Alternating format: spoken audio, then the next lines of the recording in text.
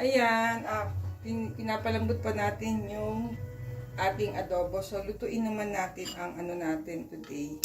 Ang ating chop suey. So, gigisa ulit natin ang ating bawang or chop suey. Ayan, nahanap ko na yung ng aking ayan, tripod pag nagluluto. Kita na ang ating nagluluto. Nagagawa ko na ang mga bento-bento box. Sa chop suey, ilalagay naman natin yung second part ng legs ng chicken natin. Marami kasi nalalagay ko lahat sa chop suey, sayang. So yan, decided na chop suey and adobo ang ating nilutuin. Talagang ano lang natin is adobo today, but para magamit natin ang ating cauliflower, yan, decided na pabili ng pang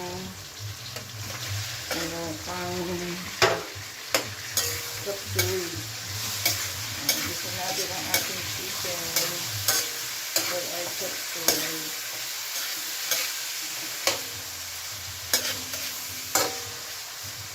Ay, kailangan pala natin ng we need our ano din with ang ating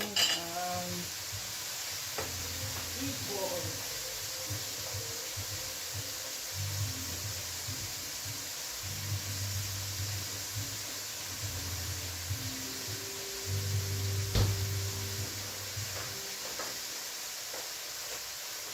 So, may squid balls pa tayo, hindi natin na to. Yun ang ating problema.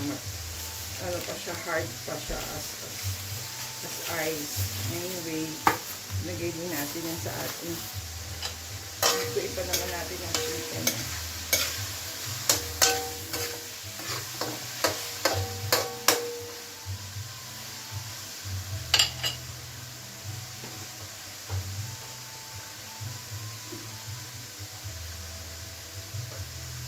This one is our adobo. Ayan.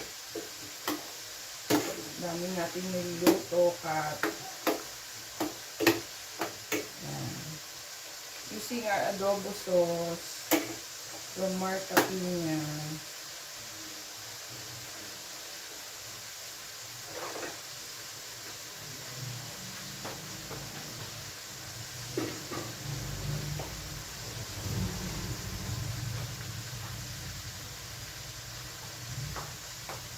O'clock na pala.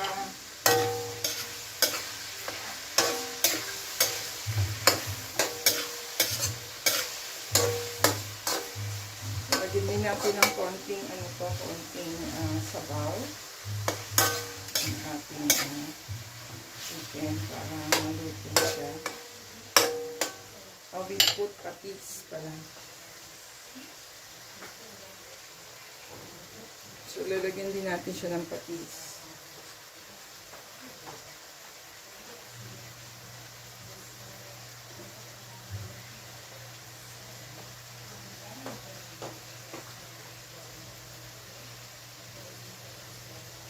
Lalagyan natin ng patis ang ating chop suey. Ang lasa.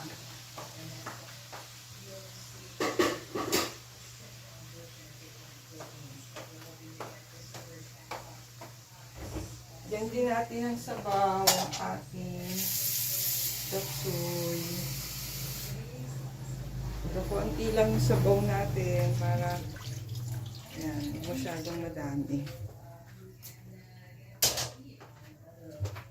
Tuin muna natin ito.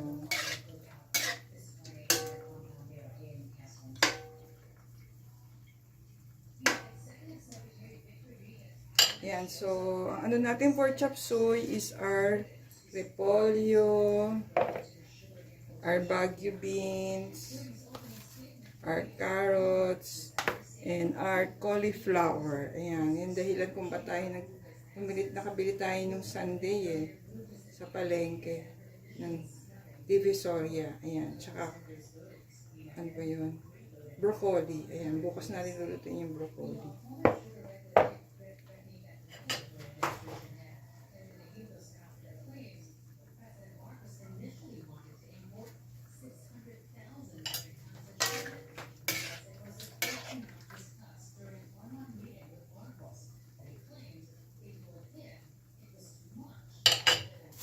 slice lang natin yung ating ano, our squid balls.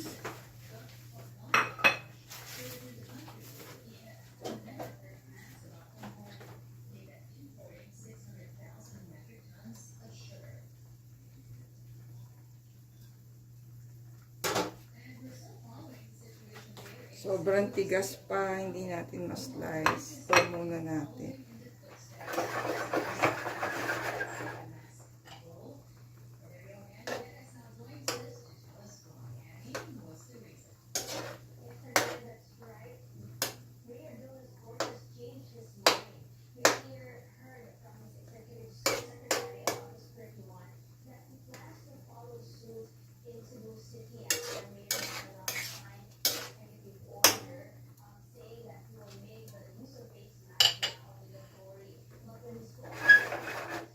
Siguro lagay na natin ang ating patata sa ating adobo.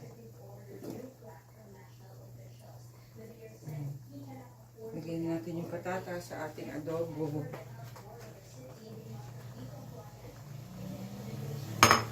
Wash lang natin yung ibang ano natin. Ginamit para hindi tumambak-tambak dito ang ating mga juice. Lagyan ng ating chicken. Then, ikaw, anong niluluto mo for lunch today? Face-to-face na ba sa school ang iyong children, Mamsi? Yan, hindi ka na nag-prepare ulit ng lunch sa bahay. That's the best pa rin to prepare lunch sa bahay.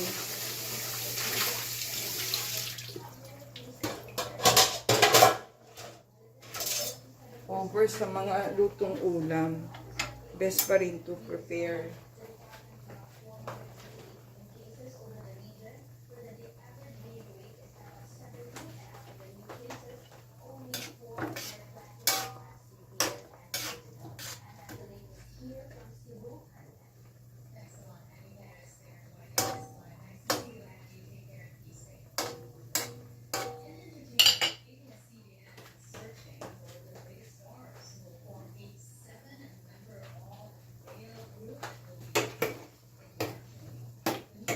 Haluin natin ang ating adobo kat, favorite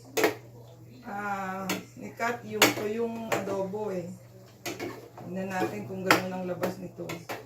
Hula-hula lang tayo pag nagluluto eh. So hindi natin maano kung ano bang kalalabasan. Lalagyan pala natin ng sugar yung adobo natin. Wait.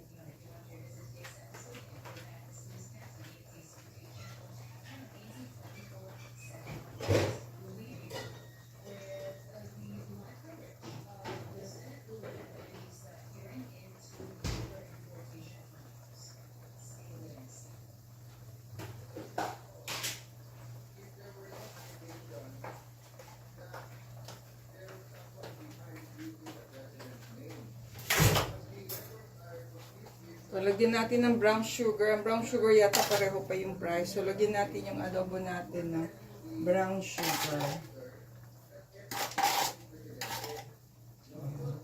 Natira pa konti ating brown sugar for our adobo.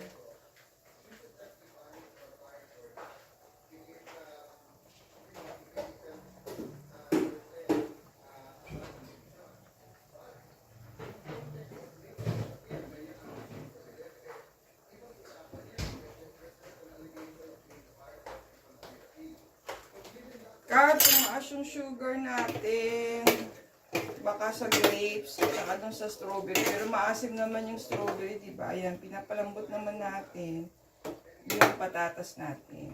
Tsaka yun, wala na pala tayong, wala na tayong laurel. Hindi na natin nalagyan ng laurel ang ating adobo. Anyway, umasa na lang tayo na dahil adobo marinade yung ginamit natin, lasang adobo kahit walang laurel ang ating adobo.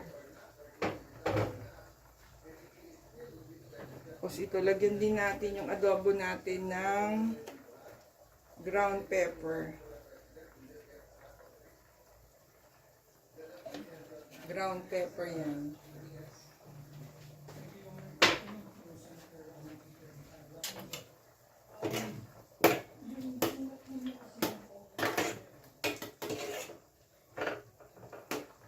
Dalawang ulam natin, Popsi.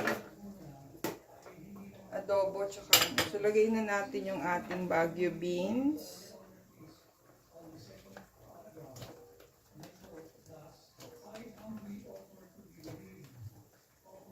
Parang nasa hearing yata si Executive Secretary ah.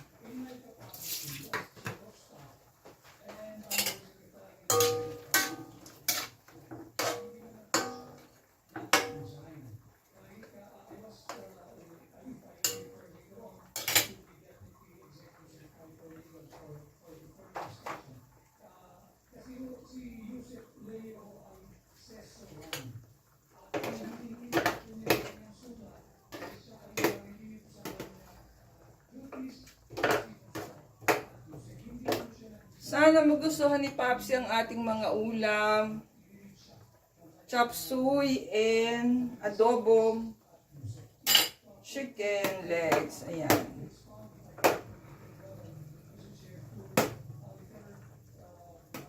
Adobo lang sana yung luluto natin today, but dahil sa cauliflower na bili natin nung Sunday, bumili tayong pan chop suey. Kaso kung lalagay natin lahat sa chop suey yung chicken, parang sayang naman. So, niluto na rin natin ang ating chop suey and adobo. Kat, ayan, chop suey and adobo tayo today. Hindi lang natin mahati ang ating squid balls. Matigas pa siya. Ayan, pwede na. Ayan, hati na natin, Kat, ang ating squid balls. Lambot na. Office ka na ba, Kat? Anong niluto mo for today? O mamaya ka pa magluluto? Fasting pa. Intermittent fasting ba tawag mo dyan? Or gumawa ka ng pancake ba yun? Or fruit parfait? Di yata pwede sa atin yung fruit parfait. Tumaas ang ating sugar. Pero maasim naman yung maasim naman ang strawberry. Bakit kaya tumaas pa din?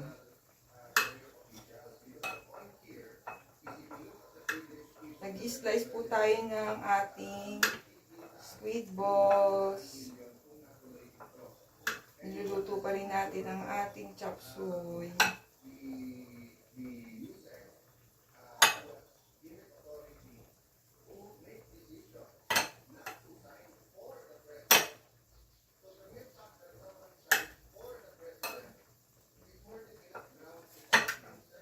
Nasa house tayo today, kaya tayo nakakapagluto.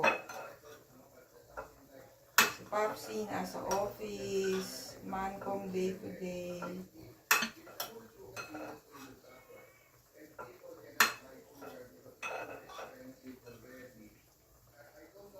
Si Cathy, papasok sa office siguro.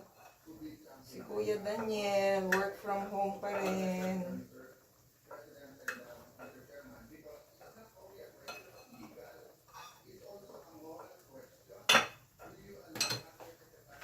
Ayan, na-slice na po natin ang ating, so lagay na rin natin ang ating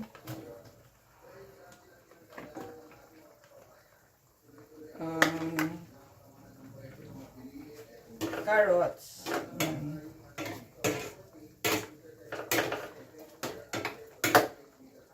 Medyo mahirap lang po pala magluto ng dalawa.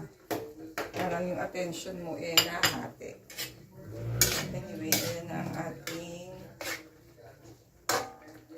So, lagay na rin natin siguro itong ating, squid balls.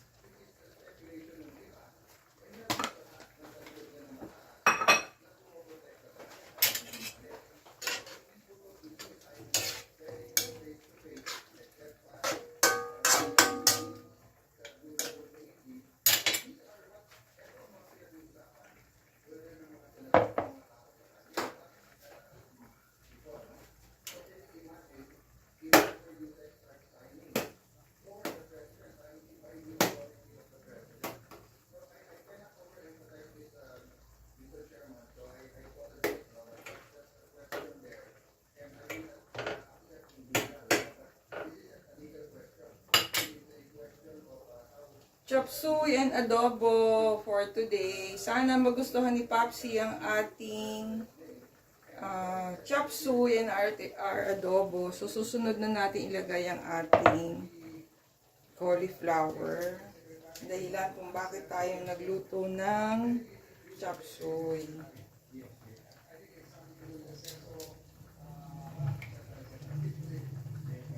Yan. Sana magustuhan ni Papsi ang ating chop suey and adobo for tonight. Mamaya pa yan kasi nasa office po siya. May mancom day niya today.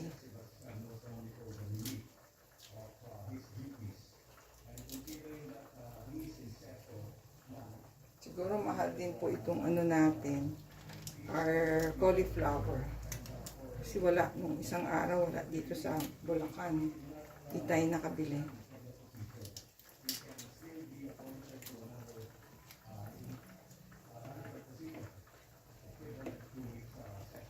Gamitin natin yung magagamit. Diba may...